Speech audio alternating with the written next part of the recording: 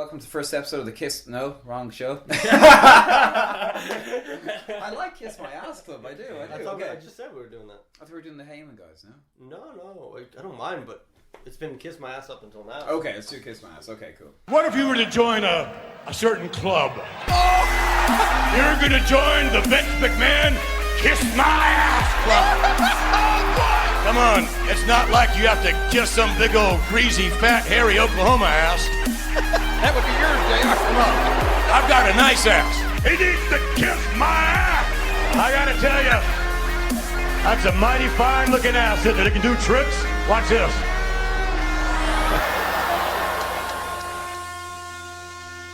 Okay, and welcome to episode 1 of the Kiss My Ass Club podcast. We're coming to you from the boiler room in the back of the stadium. Today we've got Richie. Hello. We've got Chris. Hello. And we've got Dave. Hello. Hello. He just waved. He did. I'm popping my podcast cherries, so I'm not used to this. Okay, so Chris is the real pro here. Okay, so we'll start with news, I suppose, and the biggest news point at the moment is Roman Reigns' suspension. Boo Reigns. And we were all just recently at the show they had in Dublin, and Reigns got booed out of the building. Apart from the kid who was sitting behind me and Dave, who kept chanting for Roman Reigns in our ears and calling us stupid faces for booing him. Reminiscent of our time we went to see wrestling, and There's another guy that gets booed that they push as a strange. Who's that? Yeah, Kind of forgot his name. It was like, what was that, 8 years ago, Cena, we're all booing him, and again the kid behind us was saying, why are you booing him? So Reigns is suspended, and we don't know for what drug violation. Could be anything, could be hash, could be anything. So apparently he had to apologise to the whole locker room this week as well. That order came down supposedly from Triple H, so it might be serious enough, whatever happened. It looks like he's still going to be at Breaking Ground pay-per-view, so they haven't lost all faith in him. So I suppose, open, Chris, what do you think of this? What part? The suspension or the... Well, just the suspension and his current position within the company. He's coming back into a pay-per-view, having been suspended. No one else would get that treatment. It is that weird thing that I think just grinds a lot of gears for the bigger fans of of WWE, that you have a lot of contradictions, especially when you just had a couple of releases going through, like people genuinely being released, then some indefinite suspensions due to outside things like domestic violence and these things, and then something that happens that actually affects the company and they want to brush it under the rug, and it's like, well, that actually has something to do with your company, whereas the other things are independent contractors in their own private lives. So I don't like it at all. Like, I don't, but even on a story level standpoint, I don't even get why are you doing a triple threat 1 month before SummerSlam. Why wouldn't that be your main event? And now you're doing it with two people in the ring going, that Roman Reigns is kind of an embarrassment. He's not even in the storyline. Like, they should just hold that off and do it properly with the three guys there to argue with each other. And what do you think about the Rollins came out this week and he came out big pop, buried Reigns, put the tweet up on the Titantron, made a fool of him, the crowd's chanting for Rollins. I suppose he was trying to be a heel. It was excellent. It was perfect. Like, you'd think that WWE are just going to sweep it under the rug and hide it, and Rollins comes out opening promo and just says it, just lays it out there. And they use the word embarrassment quite a bit. Yes, absolutely. And it felt like a shoot now. As soon as I showed the tweet, you realise that it was in the script, but still, the fact that they came out and shamed him pretty much. Dean kind of protected him afterwards, but like Seth wasn't afraid to say, as you said, this guy's an embarrassment.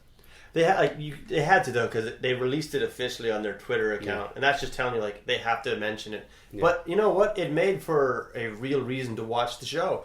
I was genuinely interested in watching Raw that week because I was like, what's going to happen? How are they going to deal with it? And you know what? It's so surprising that, like, the greatest thing that happened in WWE, like, main event scene, happened because of an accident, like, because of a panic move. Like, so Reigns losing clean, we were like, that's incredible. And then the next day you find out that wasn't really what they wanted to do. It's kind of a shame that... Well, how do you think that would have gone then? Like, if he wasn't suspended? Because we had Rollins win, and then Rollins lost to Dean, obviously. So Rollins win gloriously clean, by the way. Gloriously clean, yeah, Two pedigrees right in the middle of the ring. Yeah, absolutely. It was beautiful. But they did give Reigns that long... He got the spear, the referee was gone, and you had that long thing of, like, where everyone's chanting 1, 2, 3. So you kind of, like, would have presumed, like, the ref was there. So they still kept Rowan protected him a little bit, yeah. But, like, that decision, like, why bother having Rollins win for 2 minutes just to have Dean win? Why not have Dean come out and like win the same way Rollins won at Mania? Dave? See, I would actually question whether this is even... Do you actually think that this is really legit? Like, It's definitely legit. yeah. There's no reason financially that you would take Roman Reigns off a full house show schedule and a Raw build up to a pay-per-view. It makes no sense at all. No. And it hurts his image to the families and kids. And It like, hurts the image of the company.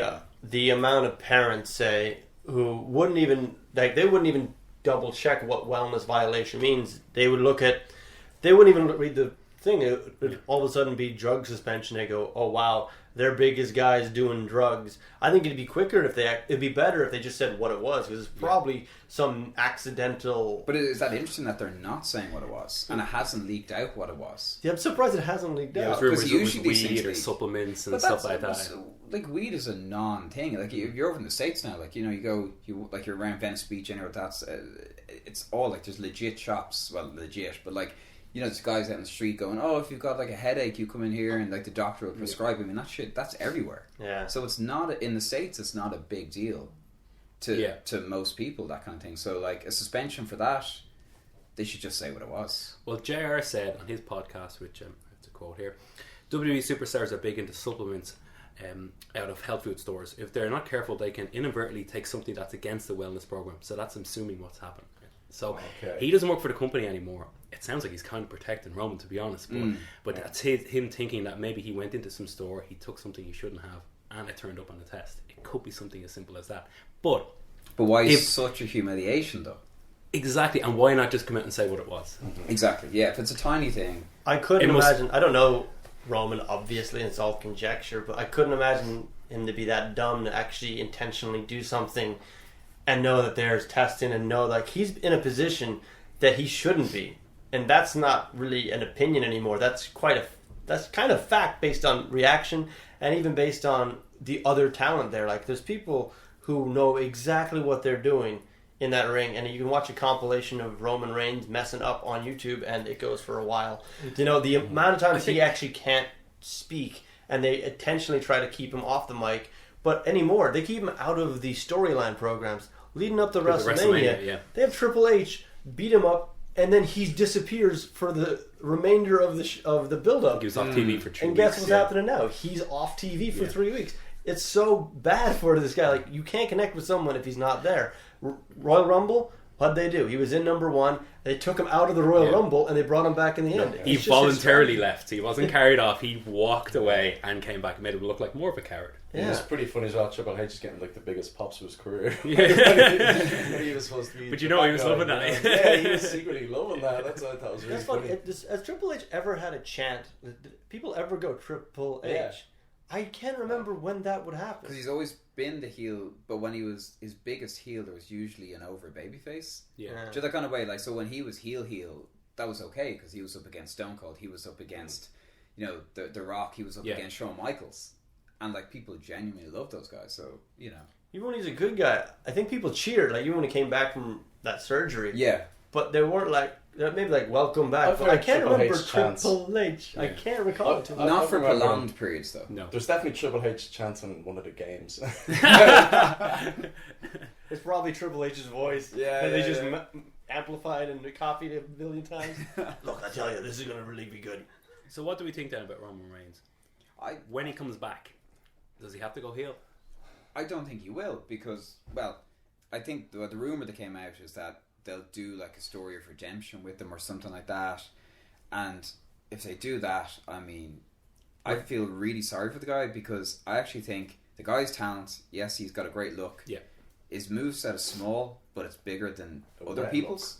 Huh? He's got a wet look. Got a wet look. It's kind of his old school biker, new school. I think they've done him no favours with keeping him with the Shield music. Yeah. They didn't give him a clean break from Absolutely, that. yeah. He's still in the Shield clothes. What's his padding?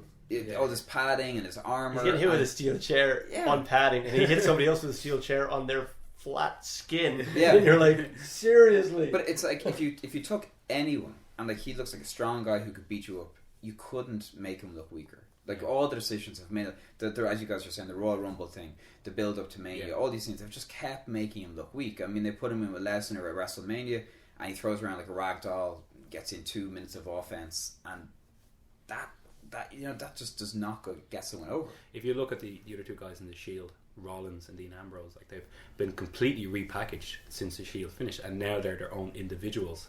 You don't think of them the guys in the Shield. You still look at Roman and think, oh, that's that guy from the Shield. He's still living in that shadow. Again, that was protection, though. That was protection. The Shield were over already, so like just familiarity. We'll keep the music. You're just going to keep cheering that thing that you always cheer. The same entrance. It's like, no, you like the Shield. Keep cheering Roman. It's not that I don't like Roman Reigns. Like, I think that he can get over if he's packaged the right way. Maybe that's as a heel because he's an athletic, good-looking guy. He can come out as that like smarmy kind of jock type that just kind of rubs it in your face. He's better than us. He looks better than all four of us. Like, where Dean Ambrose, for an example, he looks like an average guy. He wrestles in jeans, for God's sake, and he just looks like a normal dude. Where Roman is kind of larger than life. He should play on that. He should rub it in people's faces. But you say the redemption story, like, it won't work for two reasons. Because redemption stories, they require knowledge of what they're redeeming themselves from, and we don't have the drugs, and it needs time. You can't come back after 3 weeks and be like, he's coming back. No, it takes time, and you have to prove it. So I think the redemption story has to be he goes heel, and they tie it into the wellness violation, which I even have an issue with, but they don't have an issue with doing that. So I think it's clear they can come out and be like, screw you guys, and that's a perfect thing. He's getting booed. I would love to boo him. I actually have no issue with the guy as long as I'm allowed to boo him, but I can't because I can still boo the character, but he's still behaving as a hero, and they're asking me to boo everybody else. But is he behaving like a hero anymore? This is the weird thing about Reigns. It's like when we were there in Dublin, right? So Sheamus comes out. Mm-hmm. And he gets a pop, hometown guy, right? And the funny thing about Sheamus is, I think Sheamus at live events, from what I've seen, 10 times better than Sheamus on TV because Sheamus isn't scripted at live events. He's just himself. He's hilarious. 99% of the just talent. yell, fella. Yeah. I'll just yell it and keep that one word going as long as you can breathe. It's just funny. Like, I mean, he cut a great promo, had everybody engaged completely, and actually... I felt sorry for the guy because he carried the entire match then that we watched. Like, Roman was very unhappy with, like, this is another town, I'm not on telly, so I don't really have to do anything. Sheamus, your show, take over. And he ran with it, like, and he was brilliant. But the kids still cheered Roman, which was bizarre because he did nothing babyface. He just came out, didn't even look at the crowd, didn't engage. I think that's probably from putting him on posters and cups and things. I think with such a young age, you're probably just looking at who's on the main poster. Like, it doesn't really matter story-wise at this point. But that's a big issue, though. Like, it's so vague with their stories. Like, I want good guys and bad guys. Every single element of storytelling says that works. It still works. Marvel are succeeding. Everything in story terms works. Every book works. And WWE are like, it's a different time period. No, it's not. You're just mad that we don't like who you want us to like, and now you're just trying to say that it's just we've changed and evolved. We haven't. Because look at what happened when Daniel Bryan won, and it wasn't really for them. Daniel Bryan wasn't like a drinker, smoker, or stone cold type. He was a clean cut guy. He had a big beard. He was a underneath that beard. He's a clean cut guy. Yeah. But he was just like he was an everyman, but he wasn't like he was a small guy. He was a small guy, and everyone liked Stone Cold kind of because he was doing what everyone wanted to do, beat up the boss, all that. But they accidentally found themselves in a Stone Cold scenario where Stone Cold was being held down by the authority figure. It was Vince McMahon trying to hold down the average man, and they were doing this to an average man and not realizing this is the plot. Yeah. Whether you like it or not, this is what you're doing is actually a story. And then they had to go with it, and then they tried to retroactively go, well, technically we were aiming for that. It's like, but no, you weren't. Because if you did, you wouldn't have had Batista slammed in there and shoehorned in with his tight pants. Blue t-shirt. And look, that was the only time Roman got cheered, when he was left in the ring at the Royal Rumble with Batista. And that was still premature. Yeah. I would have been happy if he had won that Royal Rumble. Yeah, he was getting cheered because everyone wanted anyone but Batista. Do you think that Batista would have been cheered if Guardians of the Galaxy came out and then he showed back up? Yes. I read something interesting on that today. Did you read this about Batista? He was talking about how he wanted to come back before it came out, and he said basically Triple H and Stephanie McMahon laughed in his face and they said, but we don't know if that film's going to be any good. Huh. Oh my god. Yeah. and he had a plan. He wanted to come back because he said when he did come back, he wasn't in the shape that he wanted to be, so he wanted to come back, promote the film, and come back properly.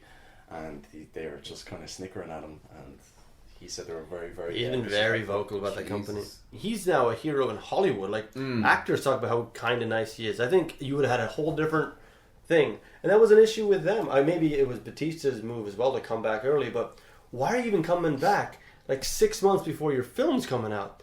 Like, even in WrestleMania, when Triple H did his really shitty Terminator entrance, I'm going skeleton testicles you can dangle in front of people. Yeah. You're like, I don't get, like, it was just because I work on marketing, so I always look at, like, what's the other purpose to it? Like, you're doing Terminator, there's a Terminator film coming out. If it's 3 or 4 months later, why are you doing this now? You could just hold, like, I know it's WrestleMania, but hold that for another pay-per-view if you're going to do it. That's the thing, even jumping back to Reigns, like, what's the point in the decisions they're making with them? Everything is so written and so organized that you don't have like everyone covers this, everyone talks about this. Like Stone Cold came out, said what he wanted. The Rock came out, said what he wanted. That's why it worked.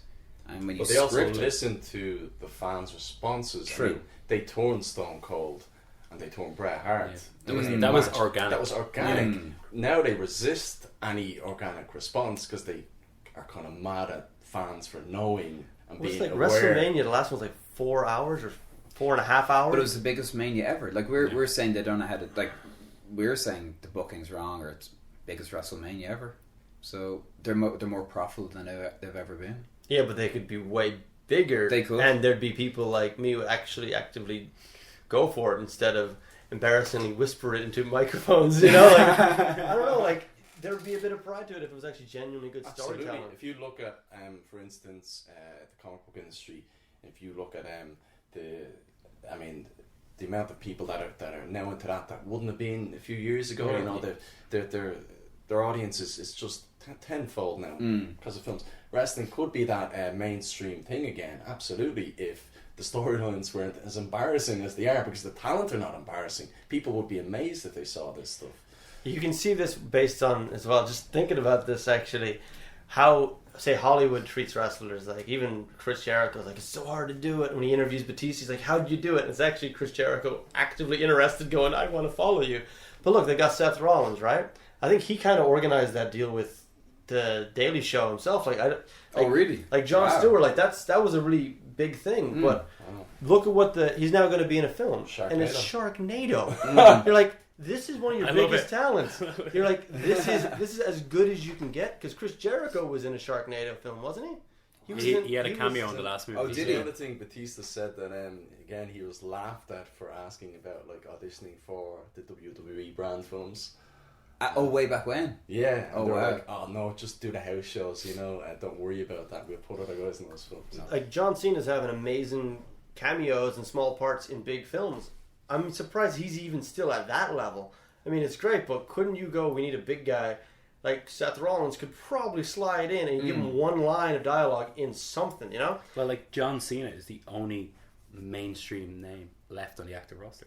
Like, if you ask somebody that doesn't watch wrestling, they don't know who Dean Ambrose is. They don't know who My Seth mother Rollins would is. not know who John Exactly. Cena is. But your mother knows who The Rock is. Your mother knows who absolutely. Hulk Hogan is, because they were big names. And how do you get them mainstream, though? You got to put them into the stream. Yeah. Find a way to get them in. And I'm sorry, but Sharknado isn't mainstream. But Sharknado is huge. It is a pop culture phenomenon. But so that's the thing. It's a lame quality, and they'll see they don't somebody. care. It could be a 2-minute cameo as well. But that's it. Like, so you've got a 2-minute cameo in something lame. Totally. It just goes to show what this is the level they're at. Like, when The Rock was in wrestling, he was hosting Saturday Night Live. He was in an episode of Voyager, Star Trek. He was, fought 7 and 9 in that whatever that was, death match shit. Yeah. Did he raise his eyebrow on it? Yeah. Of course. Yes, he did. of course he did. Yeah, He did. absolutely. Yeah, man, that was bad. Okay. So yeah, Reigns is There's Reigns. 2 more things on the heel Roman Reigns. You get the dream match, well, the WWE dream match, which is John Cena, Roman Reigns, because Cena's obviously never going heel. Who's going to cheer in that in the crowd? That'd be a weird one. It would still be a big game. You put that on a poster Bring for our old helmet SummerSlam back. or I think it'd WrestleMania. be Cena, absolutely. And his He'd get twin. huge. And then if you big time. really, really build up this strong Roman heel, you could bring him back and fight The Rock at WrestleMania. That's the big one. Now, that's a draw. The Rock comes back as the babyface and obviously puts Roman over because that's what's going to happen. But that's a possibility. Like but that would make him get booed badly. But that's what you want. You want him to get booed. Okay. He is. You can tell by him. He'll be a brilliant heel. Just let him be a heel. Absolutely. I agree. I want to boo him. And it's not like I don't like the guy. Exactly. I just want to go with the storyline where I'm having fun. Because you know what? He's one of the most interesting things on the program. Why? We haven't left this topic of him yet. Like, he's interesting.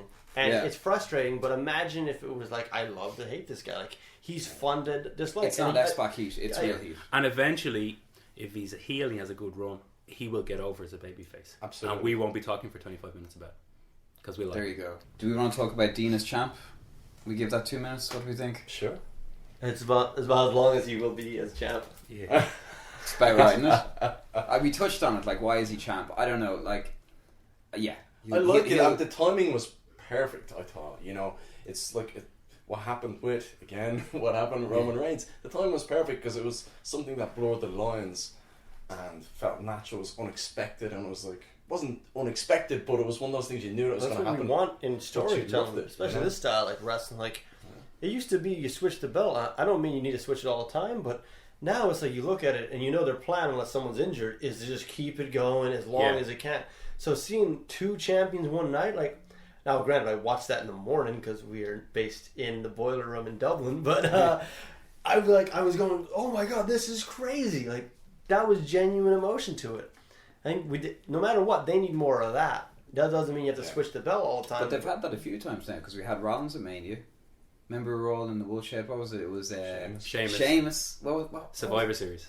That was another one? So that's the cash-ins. The cash-ins. So Money in the Bank is always money. It's like you side, always Have you noticed? I think that, like, the Money in the Bank briefcase itself, it's more of a heel thing, because it's an underhanded thing to do, to cash in and, you know, take advantage of someone at the, you know, the weakest moment. So I think that's why Dean cashed in straight away, because you don't want to see him with the briefcase, because I think it undermines him as a babyface. So cashing in straight away and getting it out of the way makes sense. I'd like to see him heel too. I'm not too I think he's great. I love him on the mic to a certain extent. I love his whole style and the way he talks, but I do think that he's a bit of a dork. And even his ring gear, you really should just get some other ring gear. I don't get Dean. I was saying this to Dave earlier on. I don't get the Dean character. I know what Seth Rollins is. I get his character. And we're saying we don't really know what Roman Reigns is. Dresses like a superhero. Yeah. Which is awesome. Yeah, he comes out of a cool white thing. He dresses like Batman now. Yeah, he black and grey. grey. It's serious or something like, But I don't get Dean. Like, they keep talking about the lunatic fringe. And JBL. JBL's the worst. It's a tragedy. Yeah. It's like, why? He's like a tall white guy. Like, you know, like, I don't see how there's nothing to, like, you haven't shown me that he's crazy. Why is he crazy? Dave, But then he does a clothesline, and it's like, oh my god, this guy's so crazy. He did a clothesline. Yeah.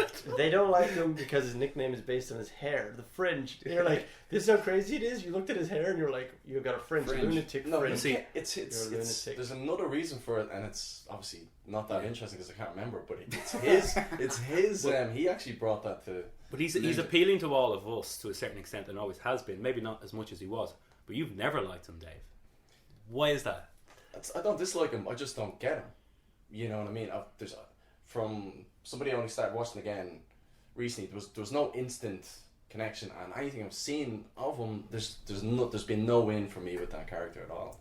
I think because there's other people on the card that are far more interesting to me, and that's it. I think he's going a bit too comedy though. Yeah. I think he was best like in the Shield even when he was outside of the Shield initially, when he'd hold the mic in that really certain way, a very distinct way, he'd walk around pacing But does it not seem like he would be emo kind of, hey, I'm 16 and no, but when different? he was serious, it actually was like, wow, this guy's gripping me. But now it's like everything's a big joke. So now you have this guy with a kind of a cool voice, but he's not saying anything. Like the New Day are funny. I skip them every time now because you're not just. There's no substance to what you're saying, even to the point of Bray Wyatt's really close to being skipped by me because I'm going. You're just talking in circles. Like you guys aren't saying anything at all. I'm like you with Dean. I don't dislike Dean, but I don't have anything for Dean to get me into it. But I remember with Kevin Owens, I was high on Kevin Owens, and you were like. Not high on Kevin Owens at all. But because of the look. Now you like him. Yeah, absolutely. Because you appreciate what he does on the mic, what he does in the ring, the story he tells in the matches. But you can see why it took him so long to get where he is. I mean, he's not marketable. If you're looking for newcomers to come in and watch a program, you watch it, you see him, and you go, like my friends. So you don't think Kevin Owens will ever be heavyweight champion? I think if you have a mainstream audience watching it somehow, yeah, they can invest in him, but they have to see him. They can't, you have to get invested in the show, watching the show. Yeah. If they get 2 belts, he's definitely getting one. Yeah. But I think that's where the benefit. People have an opinion on what 1 belt or 2. I'm kind of cool with it too because that just gives other people a chance, If there wasn't 2 belts, we would have never had it. Edge as a heavyweight champion, or even Undertaker for his run in 2008, 2009, because on Raw it was Triple H and Shawn Michaels and all those guys. It kind of feels like here's what the McMahons want, and then whatever. You give the fans what they want on this other belt. Yeah, I don't like that. Well, I like it because it gives somebody. But could we not like? You see, I think the problem at the moment is we've got the heavyweight championship, we've got a US title and an IC title. Could we amalgamate the IC title and the US title, and that could be the SmackDown title, and keep? I think you need your mid card belts. But do we need I think you 2 need to heavyweight elevate and 2 mid cards? If you use it right, you can use. They don't. But the Intercontinental was doing very well for the past few months, and then Miz disappeared for a month, and it's kind of reset button. I didn't get that. You could have easily had him drop it. He disappeared for a month. Shooting new He movie. was shooting the Marine 5. That's quite. And I know I do like the Miz. He's a hard worker. He's even cutting promos on the set. I like that, but he shouldn't be the champ because you had people viciously fighting, and they were the best. They were like the U.S. Open this year. Like they were like what you tune in to see, and then the reason why they were fighting was taken away, and now they've kind of drifted away a bit. I think what And Dave I'm like, says no, is that right was though. amazing. You do need to elevate the Intercontinental title because I think Kevin Owens is above that, and if he gets the IC title again, I don't want to see that. So why should I be thinking about the title in that way? Where when it's in terms of how you execute the matches with on the pay-per-views. You said you wouldn't want to see Kevin Owens with that again, but what if he was like next to headline, like if he was right up there and having an amazing singles match? Perfect example is Cena as US champion. Straight away he elevates it to main event. He's wrestling on main events and Raw, doing open challenges and all that kind of stuff. But I feel that, to your point, I don't think we should get rid of those mid-card belts because it's good for someone like a Sami Zayn to have an Intercontinental title run before he takes the next step. I find it funny with like the women, they've got 1 belt, So when you look at Paige and they're like, she's a 2-time champ or a 3-time champ, and she's like in her early 20s or so. You're like, what is she left to do? Like, she's just going to keep winning this? Like, what, 8 times? Not like AG Lee left. It's like nothing for her to do. Like. It's like when you have nowhere else to go. She won it on her first night, and you're like, oh, that's shocking, but it's kind of like you can kind of retire now. So without the mid card, you're like, there's like nothing for a lot of people to do. I wouldn't get rid of it. And it's what every other podcast would say as well. It's just to make storylines about it. And I don't see why they can't just go back to making storylines that kind of based on real things. When Kevin Owens debuted, he had some really good points. He was like, I want to do this for my family. I get paid more money. And you know what? He was a heel, but you're like, I totally understand your motivation. You don't like John Cena, but you're also going, I have a family to feed, and I got to beat this guy. And him going on the family thing, it was like, I get this. This makes sense. Why can't more people just focus on the real things of life and spin that into a storyline? And not like shampoo commercials and stuff like this. As I said, it's always best when you blow the line, because that's an in for the audience. So Seth Rollins comes out, he's like, I want to bring it up. I can't. Everyone leans forward. Oh my God, he's bringing it up. I couldn't believe it. Why not? But it was so good for his character. But I wonder, like when he goes backstage, because I presume those 3 boys are mates. I mean, in real life they're mates. Does he kind of go backstage and feel a bit bad for ragging on Reigns like that, or do they all think go? they look love his when business? they're given that material. To be honest, they have to because You're an actor. So how would you feel in these kind of terms? I think that they would have to love that material because they know it's going to be edgy. They're going to connect with that audience. He knows that the audience are going to connect with that. And we certainly did. Absolutely, and that's the big thing that is missing from the product that everyone complains about all the time.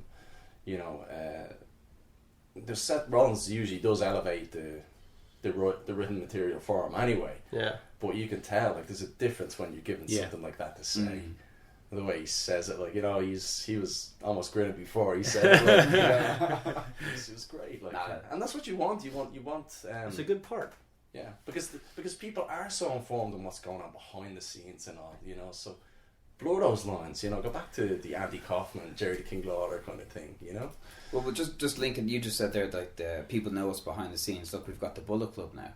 And everyone knew the Bullet Club was coming, and everyone knew it was Gallows and Anderson, and everyone was excited and waiting, and will this be the new NWO? What'll this be? And they've come in, and were they with AJ? Were they not? Came in so late. Like, we're actually tired of waiting at that point. Exactly. Yeah. Like, they clearly hired them and didn't know what to do with them. So that's the question. So what do you think of how they've been booked? Because they're not a monster heel tag team. They're not winning matches. They're not between winning two titles. stools. Like, they didn't know what to do with them, and now they still are. Like, they're sitting on this half-baked They'll probably have a really good house show club matches. Yeah. And that's it. Like, they're on a payroll, and that's it. Didn't they, like, trademark, like, the Bulletproof name, and then they didn't use it? Yeah. It was like really? Bulletproof, Is the it Balor because Club. it has bullets now and it's PG, they can't be associated. I think they've with lost the bullets? Balor Club name as well. I read that. Apparently there's some school that has the rights for it and they threatened to sue, so they pulled out of it as well. Yeah, well, apparently, I mean... They should call themselves a sorority sister. Sorority submission or was whatever. Oh yeah, Jesus. Yeah, what was that? The spelling was different, and Finn Balor was quite confident that they wouldn't lose it. I remember he was quite confident on his Instagram and stuff. But, I mean, the reasoning I was reading the rumour is that they're just dropping the idea of the Balor Club, so there's no need to pursue that name Anymore. It makes no sense if you have a Balor Club and then you have the club. Well, you have one guy in the Balor. What is the Balor Club? Again, you've never really defined it. I was talking to Richie on the way up about, like, just films in general and, like, sci-fi films who set up rules. And it annoys me whenever you set up rules and then you don't play by them or you break them. Like, you can name the Balor Club, great. But you have one guy in the Balor Club. And who is the Balor Club? Is his audience the Balor Club? He doesn't really mention the Balor Club. The Balor Club is the t-shirts they sell. Yeah. Piggybacking off the and it's Bullet just- Club. That's what It that was is. really. That's it's all the I same bought size. one. It was almost like one of those red bubble designs, like a mishmash of like two different gimmicks, and it was like, oh, actually, this It's is. so it looked like a those- Bullet Club Those t-shirt, knockoff yeah. toys like Robert Kopp instead of RoboCop. Yeah. I think it was an ironic kind of homage that took off, and it was like, it was way bigger than.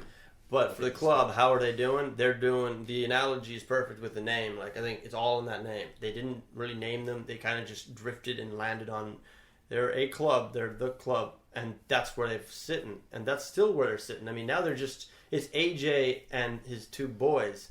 That's not really a club. That's the same as Seth Rollins and, like, his security team.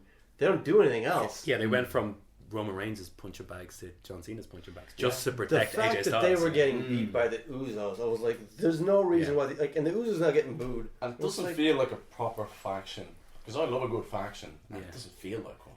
No.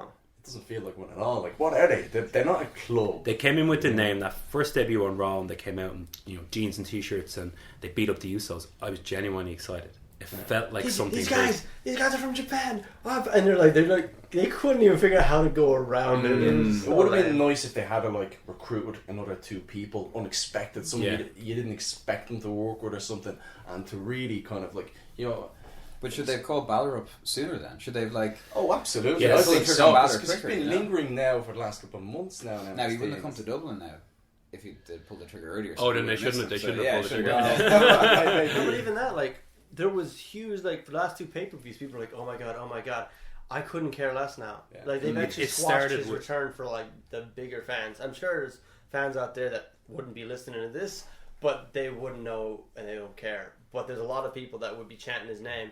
I just think that at the moment, we've been waiting too long, and they just constantly miss their opportunities. They just constantly do that. It's really strange because obviously Balor lost to Joe for the NXT title on a house show right before Payback, which was AJ Styles against Roman Reigns. Could've So it been made perfect. sense for Finn to show up.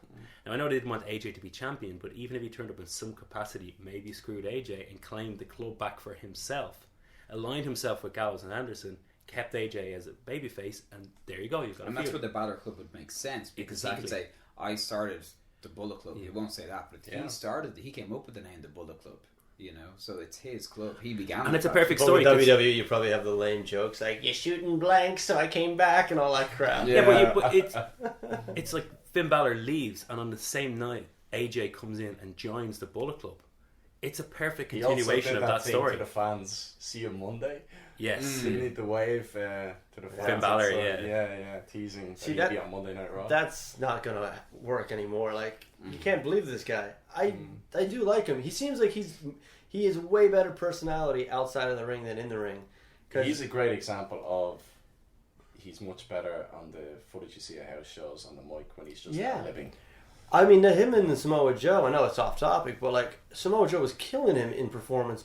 All he does is like look off screen and just rattle off cliches, and I'm sure that when I see him in other like in fan phones and fan cameras, like well that has a personality. Otherwise, he's got this weird I haven't slept in a while eyes, and he's like, and he talks really slow, like he's talking like he's trying to remember his line. But do you think it's a case of they brought him in? Because when he came into NXT, he had a gimmick more so than anyone else. This whole demon thing that I don't think they've done properly. No. Again, you set up rules and you don't even follow them. Exactly. It's like, what is this demon? I bring out the demon. Like they didn't keep the rules. It didn't make sense. It should be Jekyll Jekyll and Hyde, right? Exactly. It should be Jekyll and Hyde. But even that's kind of 80s gimmick. I think at this stage, 80s, 90s gimmick. So it's a bit dated. Well, okay, so they never to bring it up, it's Corporate Kane and Demon Kane. It is Corporate Kane and Demon Kane. No, don't say that. But you're right, and they never committed, and it never fully took hold. So then they kind of, I think they script him because they were trying to have him in a gimmick. It's great for merchandise, though. Great for merchandise, but because he's in a gimmick, they have him scripted. It doesn't work at the house shows. He's amazing. He's brilliant in Dublin. Sheamus, brilliant in house shows. Well, it's like Roman Reigns. Like inevitably, his promo is going to be like, "I'm going to kick your ass," or "I'm going to whip your ass," or "I'm going to beat your ass." Like I'm the guy. Finn Balor sits there like. Samoa Joe was like pacing around like a beast, like just angry. He's like, I'm gonna rip your head off and like describe what he's gonna do. And Finn Balor's like, coming up in the next takeover, you and me, 1-on-1, we'll see who the better man is. And you're like, this is some lame shit. Like you've said nothing, but you know you're going dead. That's pretty much what he says every single time. And I'm like, say something else. Say something clever. Kevin Owens would turn around to them individually and be like, you always say this. Why don't you say so? Like me, I say interesting things. I say witty things. Yeah. I love him for that because you know what? He's telling the truth. He doesn't do catchphrases. But he why just do you says think really he's interesting allowed? stuff. That's a good point. Why do you think Owens, above anyone, is allowed to ad lib? I think because he can, and he's proven it, and he probably has. But that. He had to prove it. To prove it, he had to be given a chance. He started off give no one a chance. He started off by doing it off mic. Like so, he's in the ring and he grabs up a guy and he's like Chinlock City and he's screaming at Michael Cole and all that stuff. You know that's not in the script. That nearly became the name of the podcast. We'll read you the intro. He's making it work. He comes out because he knows when he walks to the ring that all cameras and all eyes are on him. So he always does something different. And it's perfect little things like he did it after the last couple of ladder matches. When he comes out, it's something really really small, but I really appreciate it. He limps to the ring. He drags his foot. Everybody else, after like some hellacious elimination chamber ladder match, someone like John Cena, they just sprint to the ring and they're fine. Kevin Owens believes in his character and every inch of it, from the little ticks in the ring to the limp to the ring. It's perfect. Have you seen the footage of him fighting Nakamura? Yes. When he's doing his pose at the start. When he's doing the pose at the start, he attacks him mid pose. Oh, really? And then he runs over and he does the pose, like, you know. And like obviously the fans are going ballistic. Like, is this on a camera phone or is this? Yeah, it's on a camera phone. It's brilliant. But I don't think Finn Balor is capable of being like that, being himself. I don't think he has the personality. I don't think he has the mic skills. But in Japan though, you see, he was given free rein to mic. He was out there doing what he wanted. Like he created the Bullet Club. I mean, like, and he ran that show for a while. Like, that takes skill and personality and all those things, you know what I mean? So I think he has it, but now he's coming out like John Travolta flicking his leather jacket, and I'm like, this is not cool. And I would like to like him, but you got to give me something else.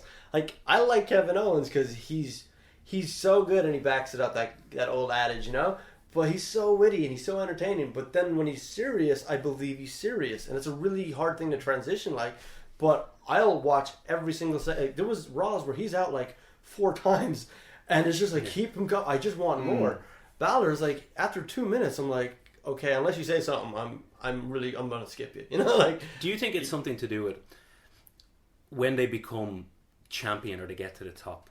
We kind of get sick of that because I always feel like the chase is better than when you actually get there. It's kind of like Dean Ambrose. We all love Ambrose. You know, the Stone Cold thing. His momentum was when he was.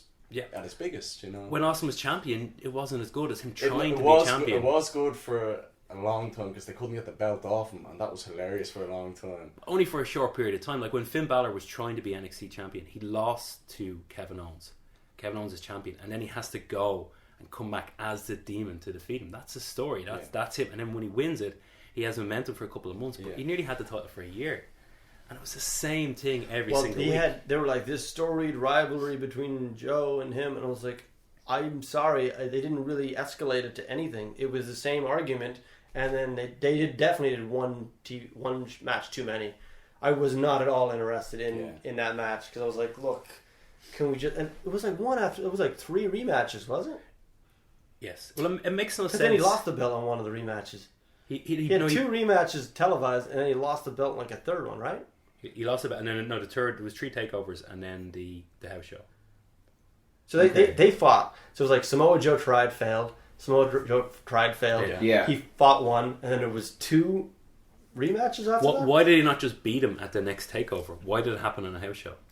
Because their touring thing, their house show thing is such a big thing for them now. I think that that's they're trying to become a touring brand. Yeah. To get punchers in the door, and you're trying to have a touring brand. Yeah, you need to show anything can happen. I suppose in NXT Dublin, half the people in the crowd were going, "It's going to happen in the last house show." See in Dublin, I thought it could fucking happen, guys.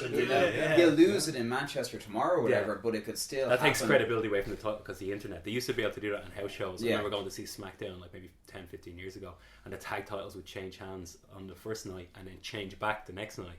Because nobody's reporting it. So it'd be like Goldberg's streak where they just juice the numbers every week. 875. Like, we saw that match. So we're talking about Finn Balor coming up to the main roster. It's probably going to happen in the draft in a very, very boring way, unfortunately. But they're going to... Look, we got to fill 2 rosters. Either everyone's injured or there's not many people with momentum at the moment.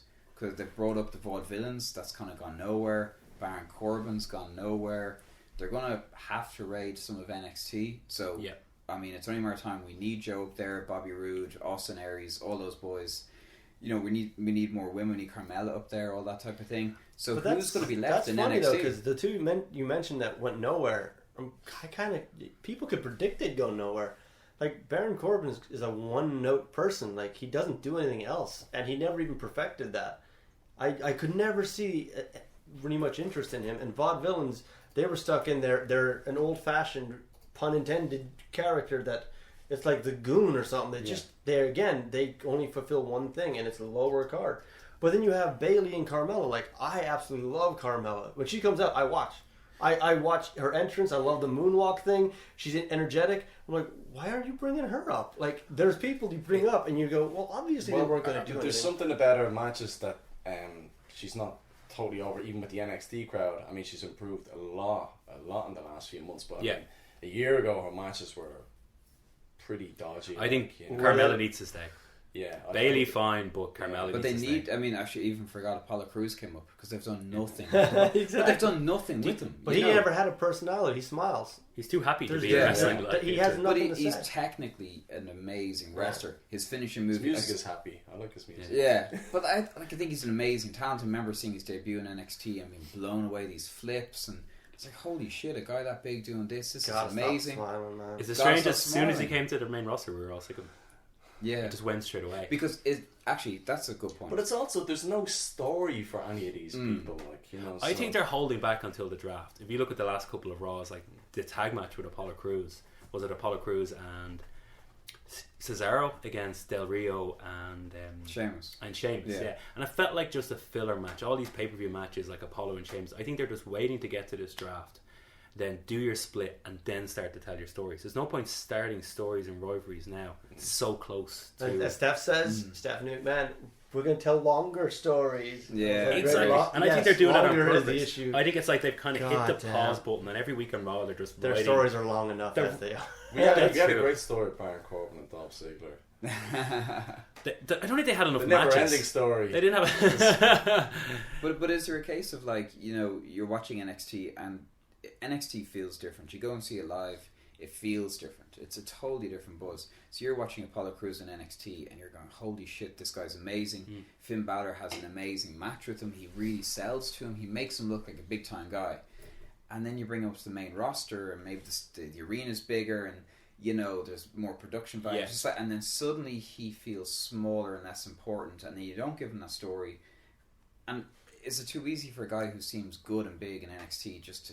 But what can any Fade wrestler into do nothing. without a story? Kevin Owens came up and went at John Cena. Yeah. That's a story. Enzo and he's one of the Kaz few who came in survived after losing and to John they Cena. went straight for the Dudleys. Now, the concussion he had was a bit of a slip, but they're still back, and now they're actually pretty bad because they're so powerful. Like, they never lose. I'm like, well, I'm sorry, but Enzo can lose. You know, like they just keep beating the Dudleys, so that story isn't that interesting. But the people who come up and they're inserted right into a story, then I'm like, cool. But Apollo came up and he's like, do diddly do dee, and then the next week, do diddly do dee, and then you don't see him for a while. He was And actually then when just you hear, squashing everybody in like 2 minutes. Like, it and was, then you hear Yeah, do diddly, that's and nice, yeah. then the people are like, I don't even know who that is. It's like, Yeah. you showed me twice, and then soon Plus, enough they- you'll go they- against the they Shining Stars. they come up, and most people don't have a clue who they are. Like, Yes. they Yeah, have yeah. no idea like who they are. There's no like Kurt Angle, you know, video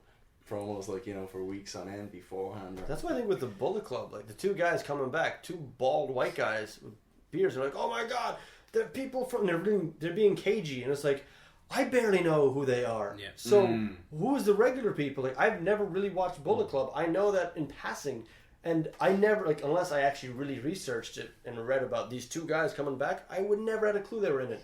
And so now you're being cagey with me about who these guys are, and it's supposed to be impressive.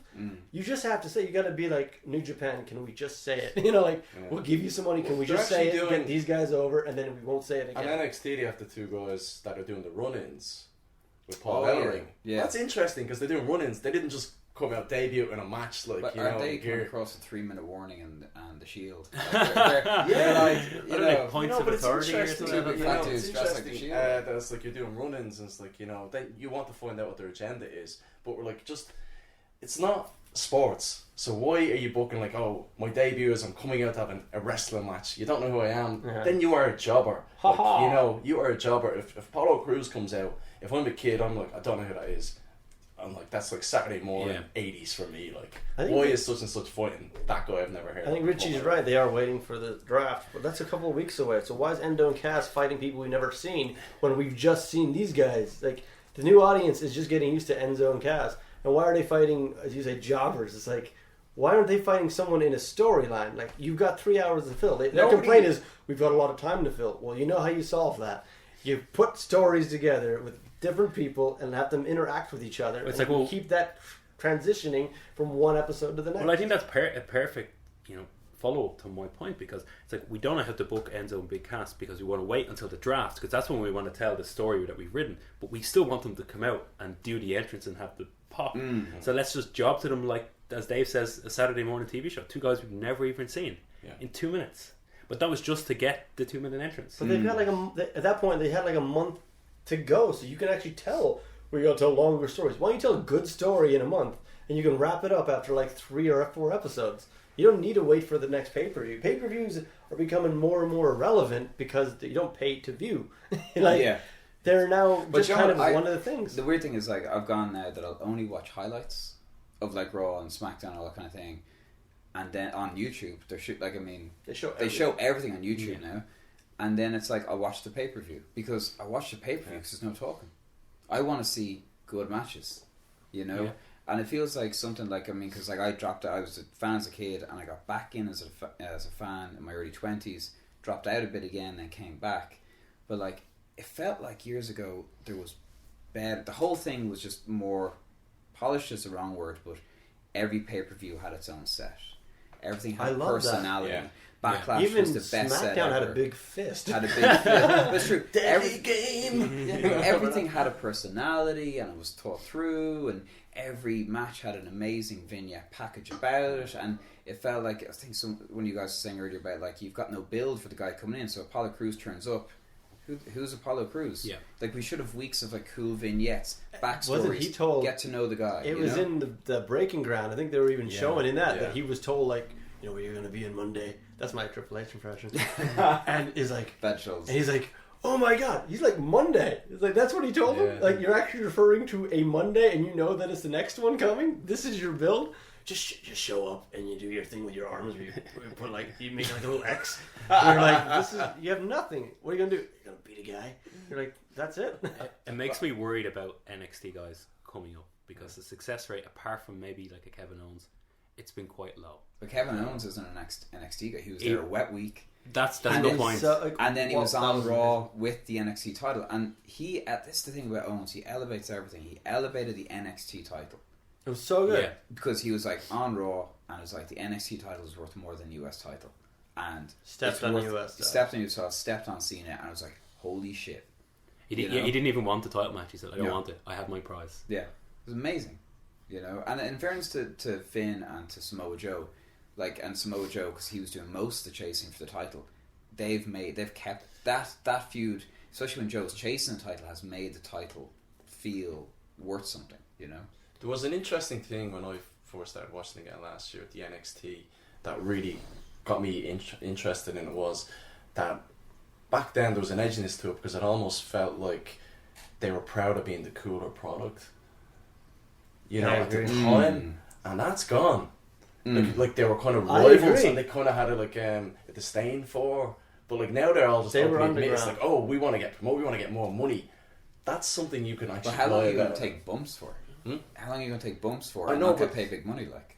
I know what you mean. The feeling of NXT when I watch it, there was an edginess you don't have to let people know that, but in terms of the story, definitely keep that edge, like keep that rivalry, like, you know, the we are NXT, like, you know, that was a great in, like. But who's left on the NXT roster now that's really edgy, that's really, I mean, it's turning too much into TNA now. It's ex-TNA guys. There was one of the last full episodes I watched, it began with like Eric Young coming out to then Samoa Joe came out, and then they had a match later on, and in between that Austin Aries had a match, and it's in Florida, and I'm like, guys, now come on, like you should at least start mentioning TNA now. Like, this is way too much. And I like all those guys individually, but you know what, this is a different show. You have different personalities in the back, bring them out. Why can't I see Perfect 10? I want to see that guy win a match. He is so charismatic. He's jobbing. I don't get it, but it's like developmental. It's supposed to be a developmental brand though, and they're not developing any characters anymore. They're just bringing in these indie guys and thinking they're giving the IWC and the fans what they want by giving us an Austin Aries. Or you should be watching that show. There should be a show where you're going, this could be the new Seth Rollins, this could be the new. Would that be the Cruiserweight Classic? They're going to put on. It's going to be on every week after NXT. I only know the bits I've seen on YouTube. Daniel Bryan's going to do commentary on it. Tajiri's back. D. Brian Kendrick's back. They're doing it like they've got weigh-ins. Everyone, they all have to legit be under a certain weight. But they're playing it like. They're nearly playing it like it's UFC, like it's boxing, like it's like, here's these guys from around the world. And they've done such a great job in the small amount that I've seen. They've made it feel legit. Like, they've had these cruiserweight qualifying matches. Cruiserweight, so they're going to build it as a UFC looking thing, and it's going to be ballet. Probably. It could be ballet, but I mean they've made it that they've had these like qualifying matches in indies all around the world. They could do it brawl for all again. Oh, she's bring it back, and then go against Butterbean if he's still alive. True, yeah. But what I'm trying to get at with the Cruiserweight Classic is they've made it feel epic and big and real, and even though it's only promo stuff, they've made it feel like there's something at stake, and it's made you forget for a second that these matches are predetermined. Yeah, because you have weigh-ins and you've got all these guys who want it. What the hell do they want? I mean, they know who the hell's getting hired, or they know who's winning, you know? So it's not a real competition. But we're aware of that on Raw, but I think on NXT and on the Cruiserweight, it kind of feels a bit like, it feels more real somehow. You feel like, you know, Vince McMahon's not sitting back there with the book, just changing everything else. It feels like you're watching something organic that's going to happen. Like if somebody gets over, they're getting over because the fans are getting them over, and you can watch someone like a Tyler Breeze come in and develop a character over a couple of months. And that guy wasn't even NXT champion, and he still left as like, we all loved him, the fans all loved him, and that was a character that grew in NXT. That's just not happening anymore. Like just before he left, he lost the couple of takeovers, but remember the battle royal that they had, and like this is when they were trying to push Joe as like the big heel, and Tyler was doing basically nothing except for cowering in the whole in the whole match. And when he got eliminated, the fans just it was like the Royal Rumble all over again. They were just like, no, we're not watching this, and just kept enchanting for him to come back. I'm hoping you're right about the Cruiserweight Classic, that they're going back to that, what NXT was maybe a year and a half ago. I'm interested to see what they do. When is that? July 13th? Yeah, it's starting a couple of weeks, isn't it? Yeah. It's going to be on straight after NXT on Wednesdays or whatever it is. Too much wrestling. Too much wrestling? There's never too much wrestling. I don't have... that bus ride is only so long. Just don't watch Raw. We're going to raid NXT. We're going to bring up all the guys. We're going to fill up our SmackDown roster, and I think... In my head, I think a lot of the NXT guys will end up on SmackDown. I mean, it's going to be a live show, but still the B show. It's the 2-hour show. I think it'll also protect them as well. It will.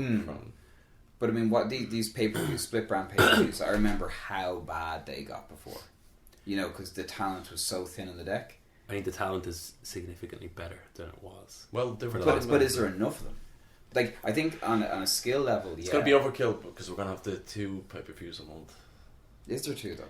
They're spread out evenly. It's technically 2, but you have like Backlash and then the next one. So it's kind of like every 3 weeks, is it? Or it's every 3 to 4 weeks. So we have Battleground on the 24th of July, and then SummerSlam 21st of August.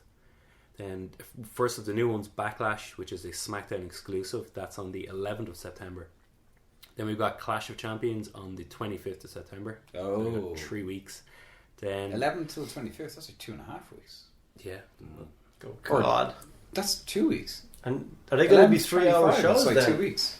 There'll be 3-hour shows, yeah. Jesus. And then after that, you've got... You can switch it to 2 hours for pay-per-view because they're not actually on pay-per-view. And then the pre-show. You're going to see a lot more Barry Corbin. With his weird nipple. Or his belly button. Belly button, yeah. Zig and Zag. And that hair. So after Clash of Champions, you've got No Mercy, which is SmackDown on the 9th of October. And then you've got Hell in a Cell on the 30th of October. Oh. Survivor Series, which is dual brand, on the 20th of November. Too much. Then the last 2 were TLC on the 4th of December, which is SmackDown, and WWE Roadblock, which is on the 18th of December, which is Raw. Well, the Woolshed will be delighted.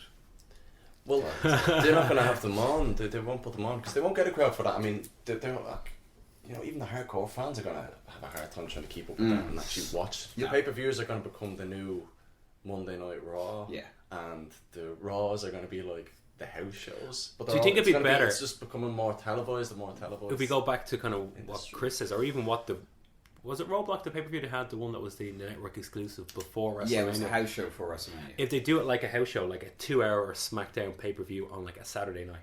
So it's not like a normal monthly pay-per-view. It feels like something different. It's like a blow-off of a feud.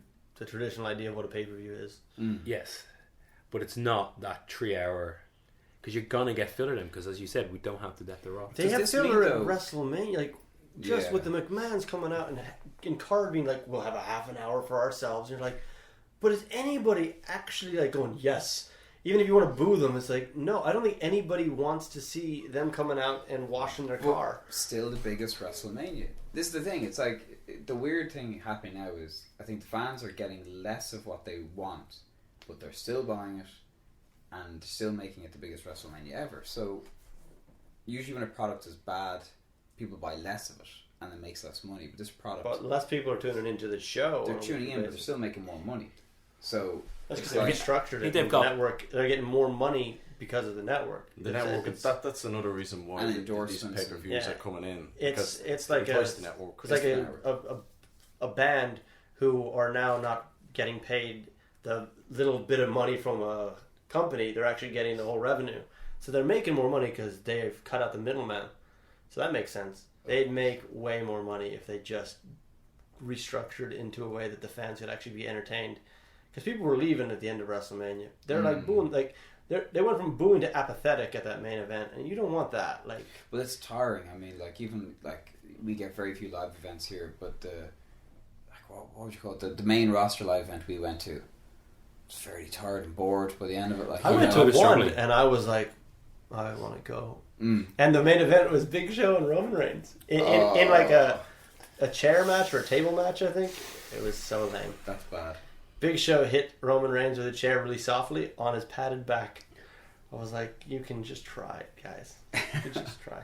Okay, Chris has a special pitch section he wants to do. He's going to pitch a storyline. And I want to see what you guys have to think. So, this is going to be a WWE story pitch. And I figure the rules are going to be, this doesn't actually fit into the current model. It's like whenever you try to pitch for writing for a TV show as a script writer, you're going to just select an episode. Just write an episode. Or if you're going to be a story writer, they're like, just start for the character and just write the whole thing. It's not going to be dealing with the brand split. It's not going to be anything. It's just like a full story revolving around one wrestler or group or a faction, etc. So I figured we started off with the face that runs the place, John Cena. Might as well just see what I can do with this guy, right? So let's see. So I was thinking that we're going to start off with John Cena having this big match for a championship belt. You know, like the world championship, he wants to get his 16 titles, you know, and he loses. And before he loses, he has that talk with an authority figure, and the authority figure says, like, if you lose, you're going to the bottom. And he's like, yeah, fine. So he loses. And he comes out, and he's licking his wounds, going, it's all right, I go to the bottom, you know? And they're like, all right, so who am I fighting? Is it Heath Slater and stuff? The authority figure comes out, and it could be Shane McMahon or so. And they're saying, you're going to the bottom. You're going to NXT. You're going all the way to the bottom. And you're actually going to fight the first person in NXT. And you're going to have to fight your way all the way back up to the roster. The thing is, if you lose any match, you're going right back down to the bottom again. So you've now put John Cena into the developmental. And you're actually boosting the NXT brand. Because people will tune in for that. And you can show highlights of him in Raw to push people that way. But we've had Raw without him for months, and it's been okay. So I think you can get away with this. So you start off with him it's basically humbling John Cena, you know? Have him go all the way down to the bottom, and he starts fighting people. And these should be like US Open matches. Like, he's giving people a chance to be stars. And after about 3 matches or so, he should lose. Like a roll up and like grab the tights. It's just he has to lose because you have to tell the audience that this could happen anytime. And it's a shocking thing. Like, he's just a random guy, maybe a bruiser that they see big money behind, like a future Roman Reigns. And so he loses, and he has to go back to the bottom. But it was only like two moves up, you know. And so he comes back, he gets up, and he gets the mic. And he's like, I should be focused. I was taking these guys too lightly. So he works his way through NXT, ripping through them, giving everybody like career matches, though, giving everybody a showcase with him. Finally gets up to the NXT champion. Let's just say it's Nakamura, just to pick somebody, you know. And this is a non-title match. The winner goes to the main roster. So either John Cena goes up or the NXT champion. Big match, back and forth. 1, 2, 3. Nakamura wins. Clean. I think clean, but you can go a little dirty if you want. John has to go back to the bottom again. And now you're like, this is absolutely crazy. He has this one major push, and this is where he doesn't lose. And he keeps going up and up and up. Goes against the new NXT champion, beats him. Moves up to the main roster. The authority figure comes out. He's like, look how hard it was for you to get out of NXT, and now you're actually in the real waters. And so you have this whole storyline leading up to WrestleMania with John Cena fighting, and every match counts because every match is a chance that he goes right back to the bottom. And along the way, I'm thinking you'd have somebody like, you can book this as just his story, or I can come up with a couple of scenarios like who would win the Money in the Bank and who would be the champ come WrestleMania. So I can go with John Cena, but just for fun, I want to say a couple of other people, and I would actually have Kevin Owens win the Money in the Bank. But before that, he actually fights John Cena. John Cena wins, but it's actually a thing where somebody knocked Kevin Owens out illegally. John Cena didn't see it, pinned him. Now Kevin Owens has a really good reason to be like, he shouldn't have won. He should be back down in NXT. So now you have a guy with a grudge who then wins Money in the Bank. So a guy with a grudge who has this slingshot for us for later in the story. So finally, John Cena gets all the way up to the top. And the winner, the main event of WrestleMania he should be fighting, should be the NXT champion who beat him before. So let's say Nakamura won the WWE Championship earlier on. So now you've built up a brand new star, and the main event is a storyline built off of John Cena could never beat this guy. And if he does get beat again, he goes all the way back down. So it's really compelling. It's really interesting. And this is where you can have some fun with the one thing that every fan wanted. You have to make this story a situation where John Cena has to cheat to win. And I'm not saying you have to turn him heel, but it has to be a thing where Kevin Owens can come down to the ring with his briefcase, kind of like a Seth Rollins, and he's like, if Kevin Owens cashes that in, I will lose. And so he has to use that briefcase, knock out Nakamura, or Nakamura gets knocked out, and he knows it, and then pins the champion, wins the belt, becomes a 16-time champion, and he did it by cheating. And at that point, you can make him heel, but you can actually have him come back out the next day on Raw and have a redemption story. But that would be a full year of a John Cena story. I want to know what you guys think of that. Shit.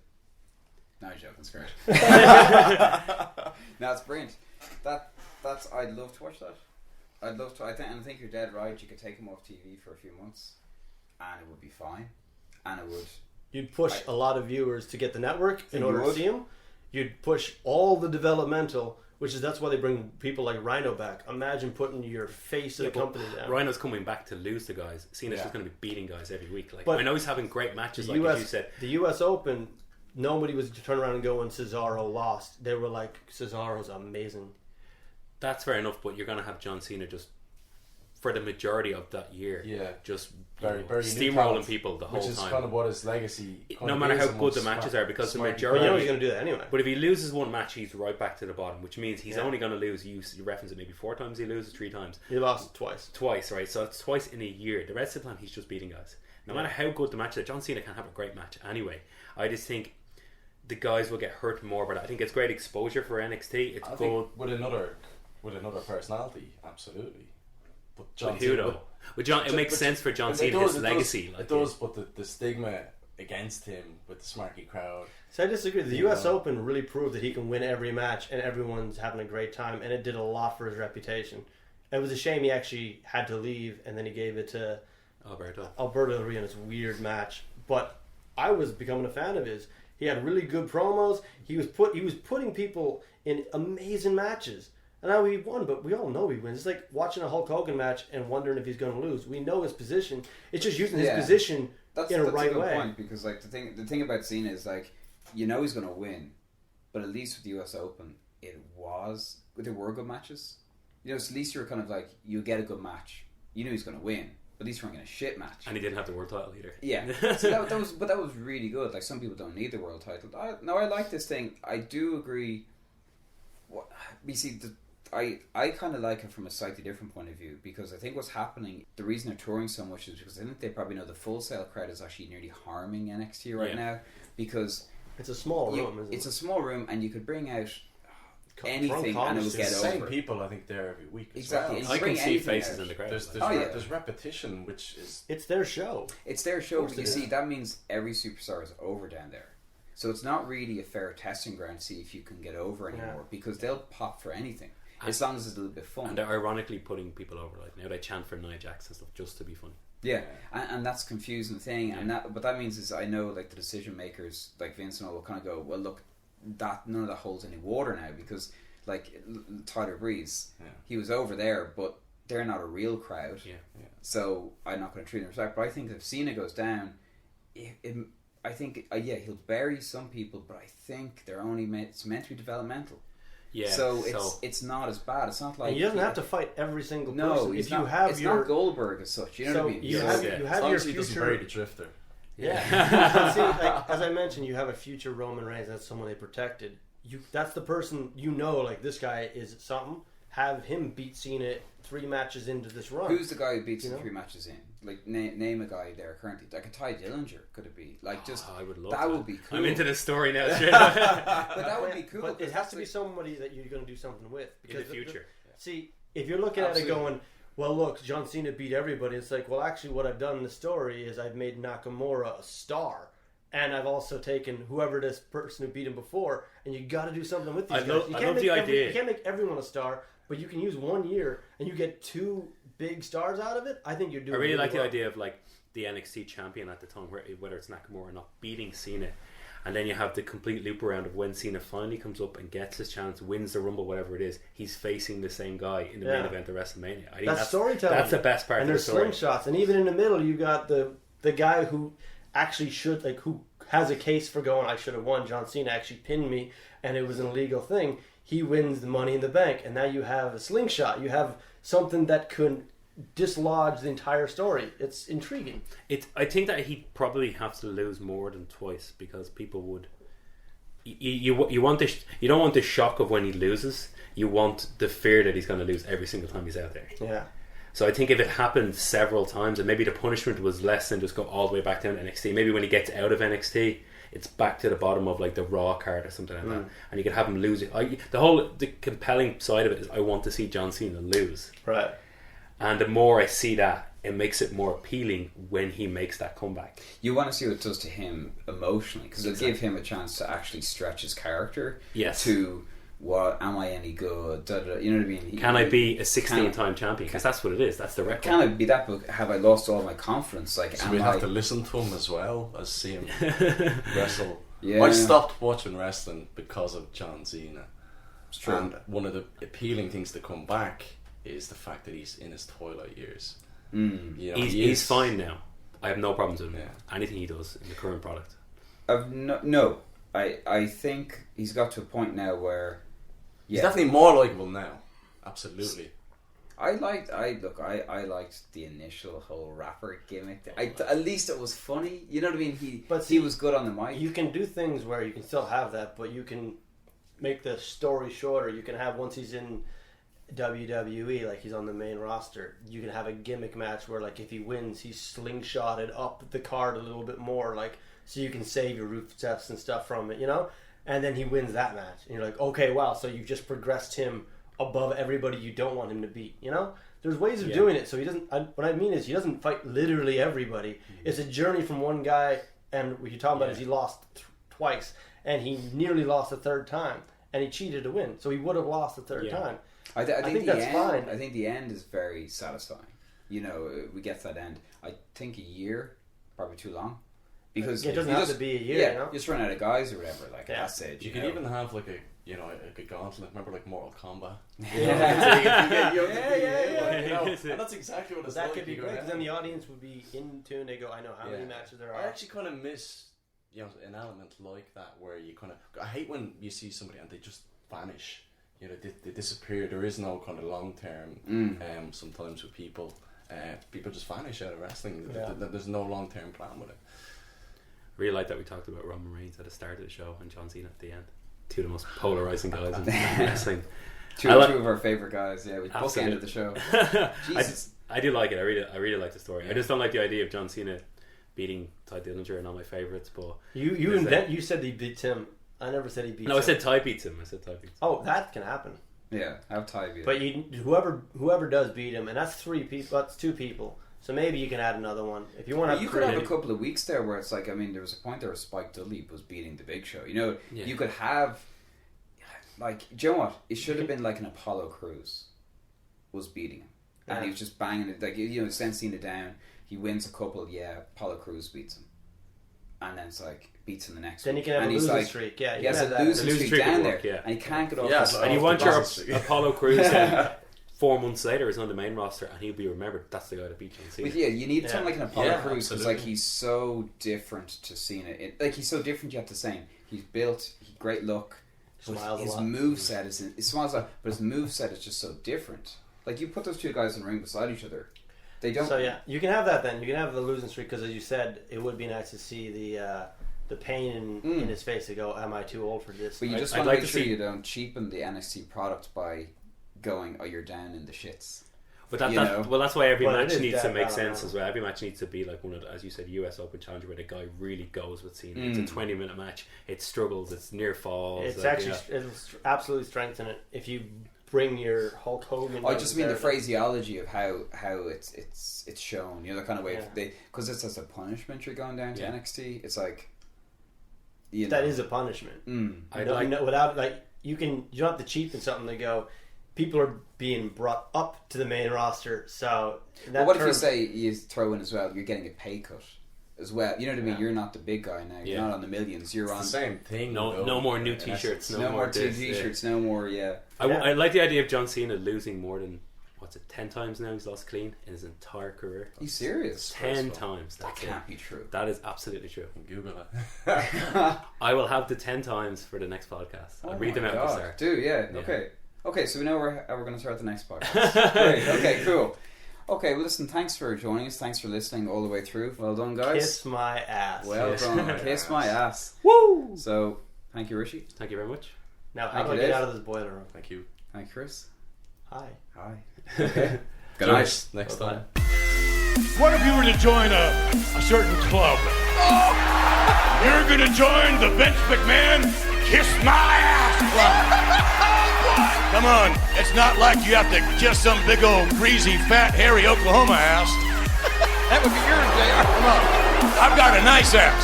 He needs to kiss my ass. I gotta tell you, that's a mighty fine looking ass, isn't it? It can do tricks. Watch this.